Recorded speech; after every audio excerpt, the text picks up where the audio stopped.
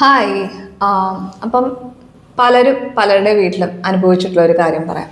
Okay, evening ടൈമൊക്കെ ആയപ്പം ശരിക്കും പറഞ്ഞാൽ കപ്പ, അതുപോലെ വറുത്തതും പൊരിച്ചതായാലും എന്തൊക്കെയോ ഫുഡ്സ് നമ്മൾ കഴിക്കുന്നുണ്ട്. അതിൻ്റെ കൂടെ ബിയർ, സോഫ്റ്റ് ഡ്രിങ്ക്സ്. അപ്പോൾ ഇതെല്ലാം കൂടെ കഴിച്ചു കഴിഞ്ഞിട്ട് ഒരു രാത്രിയൊക്കെ ആവുന്ന സമയത്ത് വല്ലാത്തൊരു നെഞ്ചുവേദന അല്ലേ. അപ്പം നെഞ്ചുവേദന വരുമ്പോൾ നമുക്ക് എല്ലാവർക്കും പേടിയാണ്, ദൈവമേ ഇനി അറ്റാക്ക് ആണോ. അങ്ങനെ ഓടി തൊട്ടടുത്തൊരു ഹോസ്പിറ്റലിൽ പോയി കഴിഞ്ഞപ്പോൾ എന്താണ് കഥ? വായുവാണ് വില്ലൻ. അറ്റാക്കിൻ്റെ പ്രശ്നങ്ങളൊന്നുമില്ല, അത് ഡോക്ടർ പറഞ്ഞു. അപ്പോൾ വായുവാണ് വില്ലൻ. അപ്പം നിങ്ങൾ ആ ഒരു സന്ദർഭത്തിലൂടെ കടന്നു പോയിട്ടുണ്ടെങ്കിൽ ഡെഫിനറ്റായിട്ടും ഈ കാണുന്ന വീഡിയോ നിങ്ങളെ ഒരുപാട് ഹെൽപ്പ് ചെയ്യും. ഇനി അത് മാത്രമല്ല, രണ്ടാമത്തെ വേറൊരു കാര്യം കൂടെ പറയാം. രാത്രി നന്നായിട്ട് ഉറങ്ങിക്കൊണ്ടിരിക്കുക. അപ്പോൾ ഉറക്കത്തിൽ നിന്ന് നമ്മൾ എഴുന്നേറ്റ് നോക്കുമ്പോഴത്തേക്കും ഭയങ്കരമായിട്ട് നമുക്ക് ഈ കഴിച്ച ഫുഡെല്ലാം കൂടെ ഇങ്ങോട്ട് മേലെ കയറി വന്നിട്ട് നമ്മൾ ഞെട്ടിയാണ് എഴുന്നേൽക്കുന്നത്. അതുപോലെ നെഞ്ചരിച്ചിലും പെട്ടെന്ന് ബുദ്ധിമുട്ടി പേടിച്ച് അങ്ങനെയൊക്കെ ഉറക്കം എഴുന്നേൽക്കുന്ന ഒരുപാട് പേരുണ്ട്. അപ്പോൾ അങ്ങനെയുള്ളവരും ഈ വീഡിയോ സ്കിപ്പ് ചെയ്യരുത്. കാര്യം ഇതിനകത്ത് ഒരുപാട് ഇൻഫർമേഷൻസ് ഷെയർ ചെയ്യുന്നുണ്ട്. ഒരുപാട് വലിച്ചു നീട്ടത്തൊന്നുമില്ല, പക്ഷേ കാര്യങ്ങളായിട്ടുള്ള രീതിയിൽ നന്നായിട്ട് തന്നെ പറഞ്ഞാണ് ഞാൻ ഈ വീഡിയോ ചെയ്യാൻ വേണ്ടി പോകുന്നത്. ഓക്കെ, അപ്പം നമുക്ക് വീഡിയോയിലേക്ക് കിടക്കാം. അപ്പം ഞാൻ ഡോക്ടർ കവിതാദേവ്, 17 വർഷമായി ഞാൻ ചെന്നൈയിലാണ് പ്രാക്ടീസ് ചെയ്തുകൊണ്ടിരിക്കുന്നത്. അപ്പം ഇവിടെ നമുക്ക് ശരിക്കും ഞാൻ ഒരു ആയുർവേദ ഡോക്ടർ ആയതുകൊണ്ട് തന്നെ ആയുർവേദ രീതിയിൽ നമുക്കിതിനെ എങ്ങനെ തരംതിരിക്കാം എന്ന് നോക്കിയാലോ. അപ്പം ഇതിനകത്ത് വാതരോഗികളുമുണ്ട്, പിത്തത്തിൻ്റെ സിംറ്റംസും ഉണ്ട്, കഫത്തിൻ്റെ സിംറ്റംസും ഉണ്ട്. ഇനി വാതത്തിൻ്റെ സിംറ്റംസ് ആണ് ഞാൻ ഈ പറഞ്ഞിട്ടുള്ള വയറ് വീർപ്പ്, വയറ് സ്തംഭനം, എപ്പോഴും ഏമ്പക്കം, ഒരു വല്ലാത്തൊരു വയറിനകത്തൊരു എന്തോ പെട്ടിരിക്കുന്ന പോലൊരു അവസ്ഥ എന്നൊക്കെ തോന്നാറില്ലേ. കുറച്ച് ഫുഡ് കഴിച്ചാൽ കൂടെ വയറ് നിറഞ്ഞ പോലത്തെ അവസ്ഥ. ഒരു ചിലർ പറയും ചിലപ്പോൾ എനിക്ക് എൻ്റെ ഇവിടെ തൊട്ടാൽ അവിടെ വായു ഇങ്ങനെ റിലീസാവുമെന്ന് അറിയാൻ പറ്റും. അങ്ങനത്തെ ഒരുപാട് പ്രശ്നങ്ങൾ ഉള്ളതാണ്. ശരിക്കും പറഞ്ഞാൽ വായു സംബന്ധമായിട്ടുള്ള ദഹന പ്രശ്നം ഇവിടെ നല്ല രീതിയിൽ തന്നെ ഉണ്ടാവുന്നുണ്ട്. ഇനി പിത്തം പ്രധാനമായിട്ടുള്ളതാണ് ഈ ഒരു പ്രശ്നമെങ്കിൽ നമുക്കൊന്ന് നോക്കിയാലോ.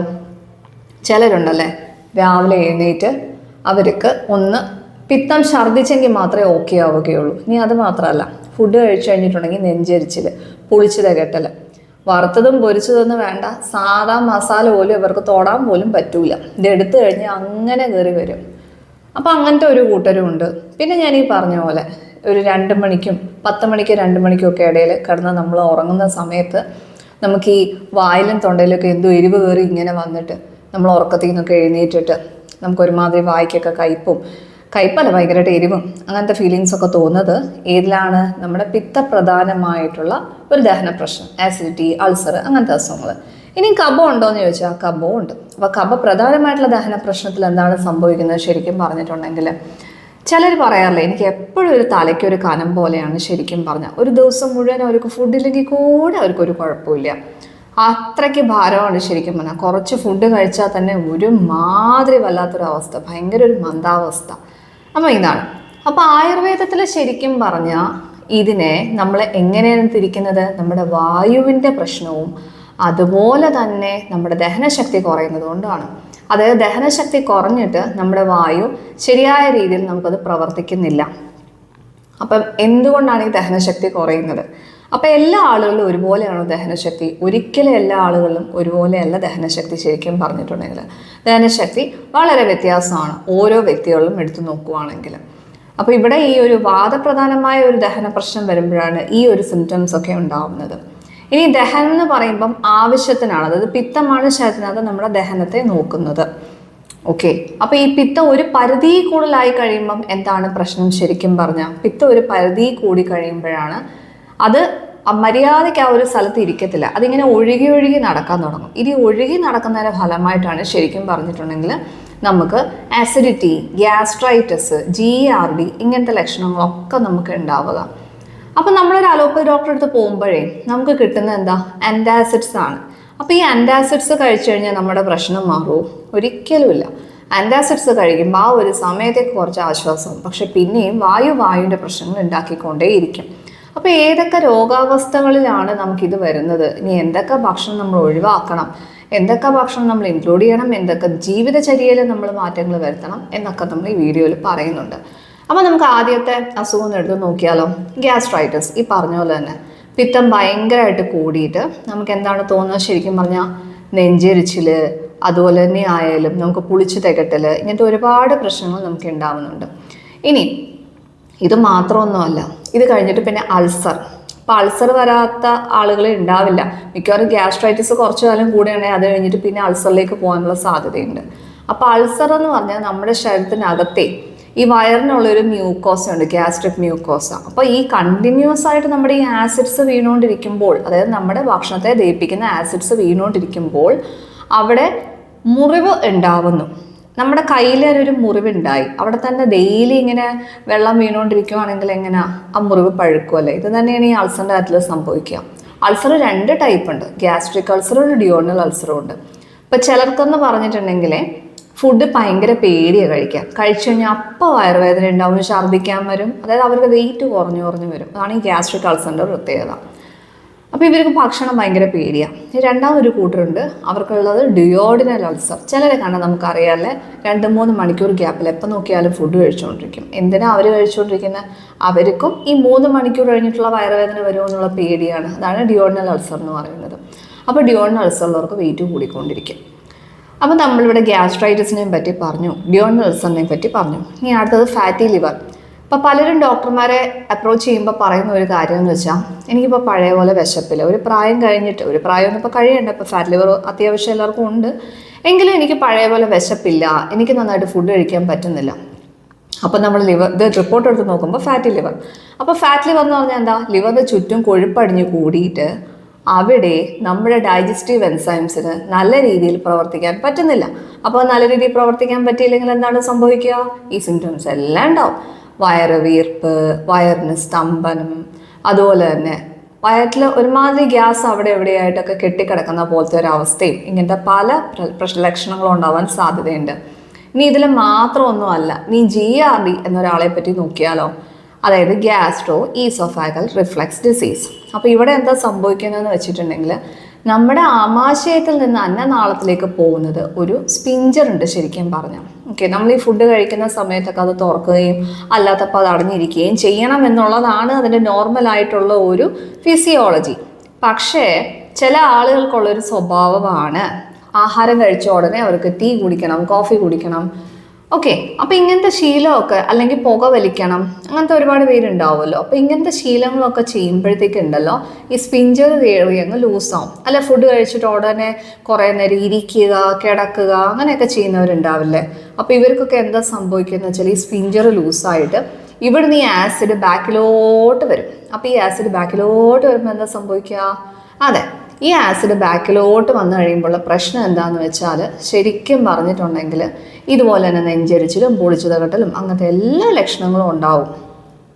ഓക്കെ, പിന്നെ അതുപോലെ നമ്മുടെ പൈൽസ്, ഫിഷർ, മലബന്ധം, ഇതൊക്കെ ഉള്ളവർക്ക് എന്താണ് സംഭവിക്കുന്നത്? എപ്പോഴും വയറ്റിൽ ഗ്യാസ് നിറഞ്ഞ പോലെ അവസ്ഥയല്ലേ. അവർക്കാണെങ്കിൽ ഒരു ശരിക്കും പറഞ്ഞിട്ടുണ്ടെങ്കിൽ നല്ല രീതിയിൽ ദഹനം നടക്കുന്നില്ല, വിശപ്പ് നല്ല രീതിയിലില്ല, അങ്ങനത്തെ ഒരുപാട് പ്രശ്നങ്ങൾ ഉണ്ടാവാറുണ്ട്. ഓക്കെ, ഇനി ഇതിന് കാരണങ്ങൾ നോക്കിയാലോ. ശരിക്കും പറഞ്ഞാൽ ഈ ഒരു ദഹന പ്രശ്നങ്ങൾ ഉണ്ടാവാൻ ഉള്ള കാര്യം എന്താണ്? ഒന്ന്, എപ്പോഴും ഈ വറുത്തരച്ച ഫുഡ് മാത്രം കഴിക്കുന്ന ചില ടീമുകളുണ്ട് അല്ലേ. എരിവ്, പുളി, മസാല ഐറ്റംസ് ഇത് ഭയങ്കരമായിട്ട് കഴിക്കുന്ന ആളുകളുണ്ട്. ഇനി ഇത് മാത്രമല്ലാതെ സമയത്തിന് ഫുഡ് കഴിക്കാത്ത ആളുകൾ എത്രയോ പേരുണ്ടല്ലേ. രാവിലത്തെ ബ്രേക്ക്ഫാസ്റ്റ് സ്കിപ്പ് ചെയ്യുക, ഉച്ചയ്ക്ക് വളരെ വൈകി കഴിക്കുക, രാത്രി വളരെ വൈകി കഴിക്കുക. അപ്പോൾ ഇങ്ങനെയൊക്കെ ചെയ്യുമ്പം നമ്മൾ വിചാരിക്കും ഒരു കുഴപ്പമില്ലെന്ന്. കുറേ കാലം ഇതൊന്ന് കണ്ടിന്യൂ ചെയ്ത് നോക്കി, നമ്മുടെ ഇൻറ്റേർണൽ ഓർഗൻസ് തകരാൻ വേണ്ടിയിട്ട് വേറെ ഒരു റീസൺസും വേണ്ട. ശരിക്കും പറഞ്ഞാൽ നമ്മളിങ്ങനെ ഡോക്ടർമാരെ കാണുന്നു, മരുന്ന് മാറി കഴിക്കുന്നു, ഒന്നും അങ്ങോട്ട് ആക്ഷൻ ആവുന്നില്ല അല്ലേ. അപ്പോൾ നമ്മളിങ്ങനെ ചിന്തിക്കുക, നമ്മുടെ ലൈഫിൽ നമ്മൾ എന്തൊക്കെ തെറ്റാണ് ചെയ്യുന്നത്. സ്ഥിരമായിട്ട് ഹോട്ടൽ ഫുഡ് കഴിക്കുന്നവരുണ്ട്, ഇനി സ്ഥിരമായിട്ട് ഫ്രിഡ്ജിൽ വെച്ച് ചൂടാക്കി ഫുഡ് കഴിക്കുന്നവരുണ്ട്. അപ്പോൾ ഇതൊക്കെയും പ്രശ്നമാണ് ശരിക്കും പറഞ്ഞാൽ. ഇതൊക്കെ കൊണ്ട് ആദ്യമൊന്നും നമ്മുടെ ശരീരത്തിന് വേണ്ട ന്യൂട്രീഷൻ കിട്ടുന്നില്ല, പോഷണം കിട്ടുന്നില്ല. അപ്പോൾ ഞാൻ ഒരു കാര്യം പറയട്ടെ, ശരിക്കും പറഞ്ഞാൽ ഈ ഫുഡ് കെട്ടിക്കിടക്കുമ്പോൾ എന്താ സംഭവിക്കുക? ഈ ഫുഡ് കെട്ടിക്കിടക്കുമ്പോഴുണ്ടല്ലോ അത് നന്നായിട്ട് ദഹിക്കുന്നില്ല. ദഹനം നടക്കാതിരിക്കുമ്പം അവിടെ ഫെർമെൻറ്റേഷൻ എന്ന് പറഞ്ഞൊരു പ്രോസസ്സാണ് നടക്കുക.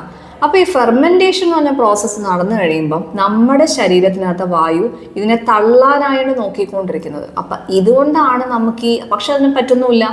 അപ്പോൾ അതുകൊണ്ടാണ് നമുക്ക് ഈ ഒരു വയറ് വല്ലാതെ സ്തംഭിച്ച പോലെയും വയറ് വീർക്കുന്ന പോലെയും ഉള്ള കാര്യങ്ങളൊക്കെ ഉണ്ടാവാം. അതെ, വ്യായാമം ഇല്ലാത്ത ജീവിത രീതി. ഇത് രണ്ടുകൂടെ കണക്ട് ചെയ്യാൻ വേണ്ടിയിട്ടാണ് ഞാൻ ഈ ഒരു പോയിന്റ് പറഞ്ഞത്. ഓക്കെ, അപ്പം ഇതെല്ലാത്തിൻ്റെയും കൂടെ ആകത്തുകയാണ് ശരിക്കും പറഞ്ഞിട്ടുണ്ടെങ്കിൽ നമുക്കുണ്ടാവുന്ന ആസിഡിറ്റി ആയാലും അൾസർ ആയാലും വയറ് വീർപ്പായാലും വയറ് സ്തംഭനമായാലും ഒക്കെ. അപ്പം ജീവിത രീതിയിൽ നമ്മൾ ശരിയായ രീതിയിലുള്ള മാറ്റങ്ങൾ നമ്മൾ കൊണ്ടുവരണം. ഇനി നമുക്കൊന്ന് നോക്കാം എന്തൊക്കെ കാര്യങ്ങൾ നമുക്ക് മാറ്റാൻ പറ്റും എന്നുള്ളതിനെ പറ്റി. ശരിക്കും പറഞ്ഞിട്ടുണ്ടെങ്കിൽ നമ്മൾ ഫുഡ് കഴിക്കുമ്പോൾ നമ്മൾ ചെറിയ ചൂടോടുകൂടെ നമ്മൾ കഴിക്കാൻ വേണ്ടി ശ്രമിക്കുക. സമയത്തിന് നമ്മൾ ഫുഡ് കഴിക്കുക.